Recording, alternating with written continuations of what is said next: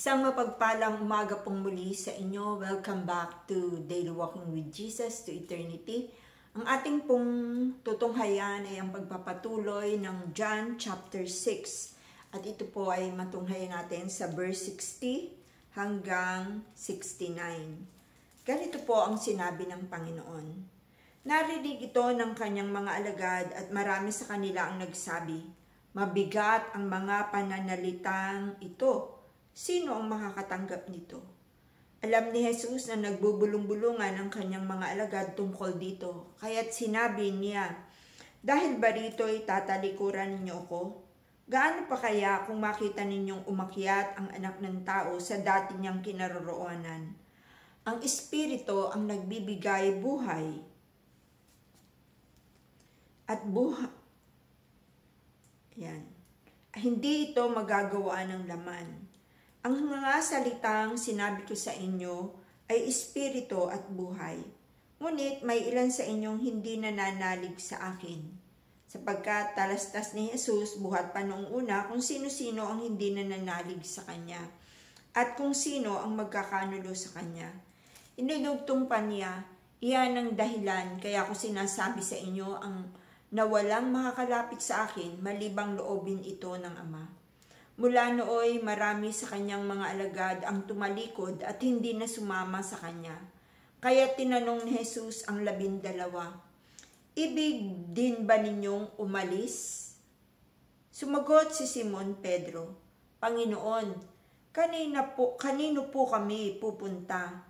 Nasa inyo ang mga salitang nagbibigay buhay na walang hanggan. Naniniwala kami at ngayon natitiyak namin kayo ang banal ng Diyos." Pagpalain ng Panginoon ang pagkakabasa ng kanyang mga salita. Kahapon po ay sinimulan natin ang pagpapaliwanag ng Panginoong Hesus sa mga tao na naghahanap sa Kanya dahil nakakain lang sila ng tinapay. Ngunit gustong ipakita ng Panginoong Hesus na hindi yung pagkain kinakain o yung real bread ang hanapin ninyo, kundi yung pagkain nagbibigay buhay, ang pagkain ng buhay na ang Panginoong Hesus ang tinutukoy niya, ang kanyang sarili.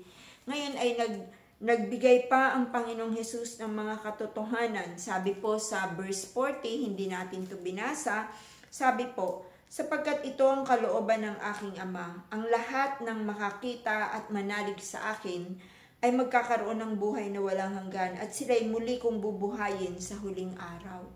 Pagpapatuloy pa ay marami pang binanggit ang Panginoong Hesus. Sa verse 44, "Walang makakalapit sa akin malibang dalhin sila ng Amang nagsugo sa akin." At sinabi ng Panginoong Hesus sa verse 47, "Ang nananalig, sinasabi ko sa inyo, ang nananalig sa akin ay may buhay na walang hanggan. Ako ang pagkain nagbibigay buhay." Ito ang mga pananalitang sinabi ng Panginoong Hesus sa kanila. At meron pa siyang binanggit sa verse 51. "Ako ang pagkain nagbibigay buhay na bumaba mula sa langit. Mabubuhay magpakailanman ang sinumang kumakain nito. At ang pagkain ibibigay ko ay ikabubuhay ng sanlibutan ay ang aking laman." Pinaliwanag pa to ng Panginoong Hesus. Kung kayo po ay may time, basahin po ninyo ang John chapter 6, ang mga unang talata na binanggit ng Panginoong Hesus.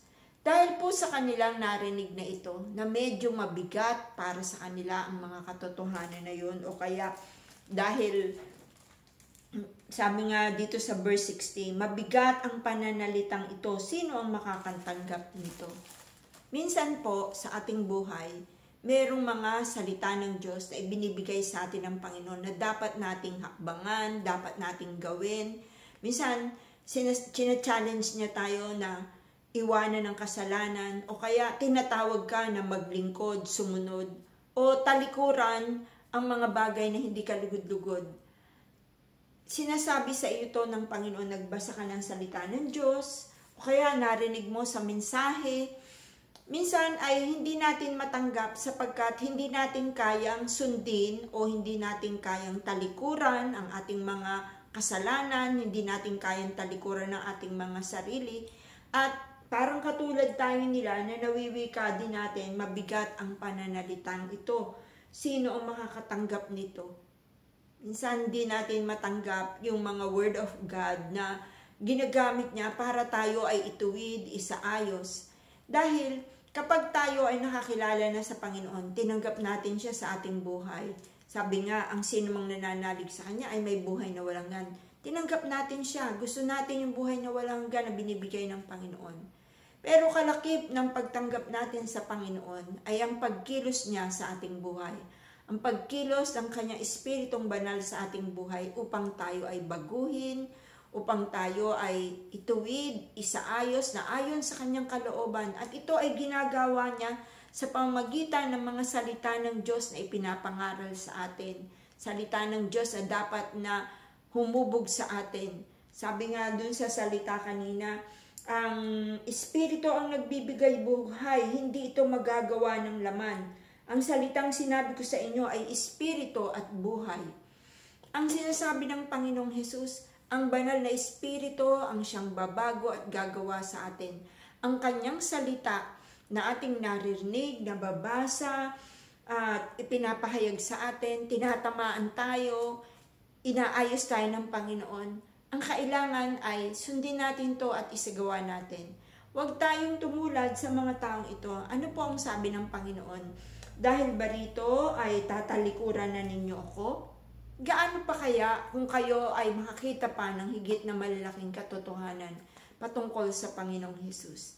Yung mga simpleng bagay, hindi na natin magawa. Paano pa kaya yung mga mabibigat, mahihirap na bagay na gustong ipagawa sa atin ng Panginoon? There are lots of things na simple things to do for the Lord and yet we can't obey. Ano ang nangyayari?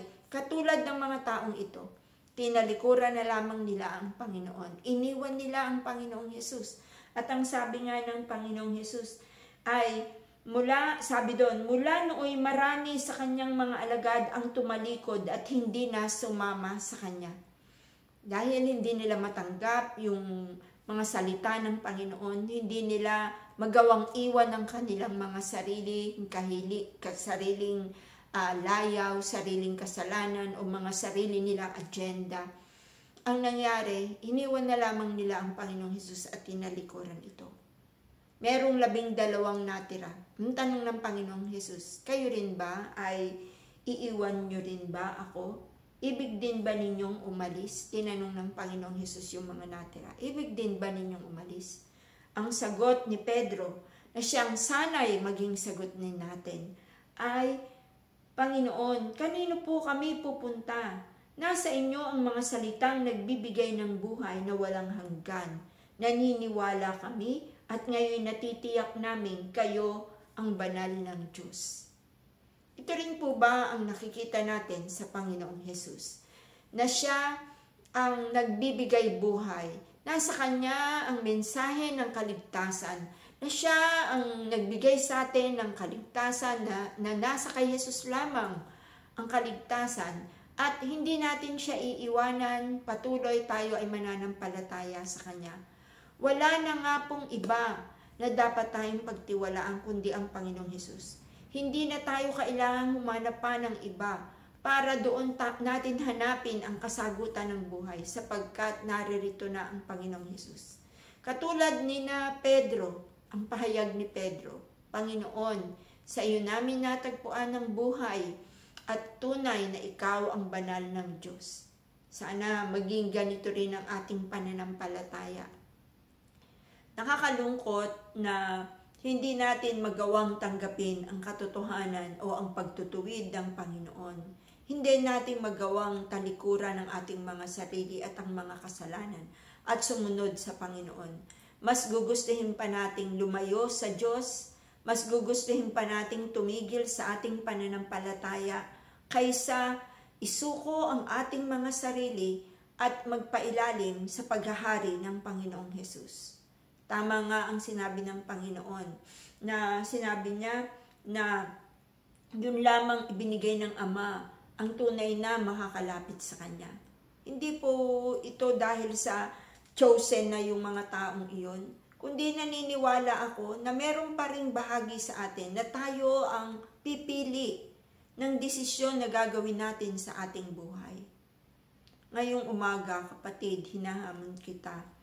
Bayaan mo na ang salita ng Diyos na iyong narinig, mahirap man to, kailangan mong talikuran sarili o anuman ang narinig mo na mensahe ng Panginoon, nasaktan ka o kaya ay nahihirapan kang sundin to, hilingin mo ang tulong ng Diyos kasi hindi natin to kaya ng ating laman, kundi ang tulong lamang ng Kanyang Espiritong Banal ang pwedeng gumawa sa iyo. Panghawakan natin, lumapit tayo sa Diyos at manalig tayo sa Kanya ng buong puso. Pakinggan natin sapagkat kay Jesus lamang natin matatagpuan ang tunay na buhay na walang hanggan, kaligtasan ng kaluluwa, at si Jesus lamang ang magbibigay niyan sa atin. Huwag mong talikuran ang mga katotohanang ibinibigay sa iyo ng Panginoon. Tanggapin mo to at huwag mong bayaan na linlangin ka ng sanlibutan para talikuran ang kabutihan at kagandahang loob ng Diyos. Tayo po ay manalangin. Aming Diyos at aming Ama, salamat Panginoon. Naniniwala po kami sa iyong salita na ang lahat ay ninanais mo na maligtas. At ang sino mang mananalig, ang sino mang dudulog sa iyo, ang sino mang tatanggapin ng iyong salita, mahirap man to, at nasasaktan kami, nahihirapan kami. Pero Lord, ito ang paraan mo upang kami ay maging kalugod-lugod sa iyong harapan. Baguhin mo kami ng iyong mga salita, Panginoon, at hindi ka namin iwanan dahil lamang nahihirapan kami, dahil lamang mahirap sundin. Pero Lord, tutulungan mo ang bawat isa sa amin na manatiling sumusunod sa iyo, sapagkat sa iyo lamang matatagpuan ang buhay na walang hanggan, sa iyo lamang sapagkat ikaw ang banal ng Diyos. Pagpalain mo ang salita mo sa puso ng bawat isa, Ama. At pagpalain mo, nawa kami ay manatili sa iyong presensya, Lord. Ito po ang aking dalangin sa pangalan ni Jesus. Amen. God bless you po. At tunay, tayo ay manatili sa Panginoon. At bayaan mong baguhin ka ng salita ng Diyos.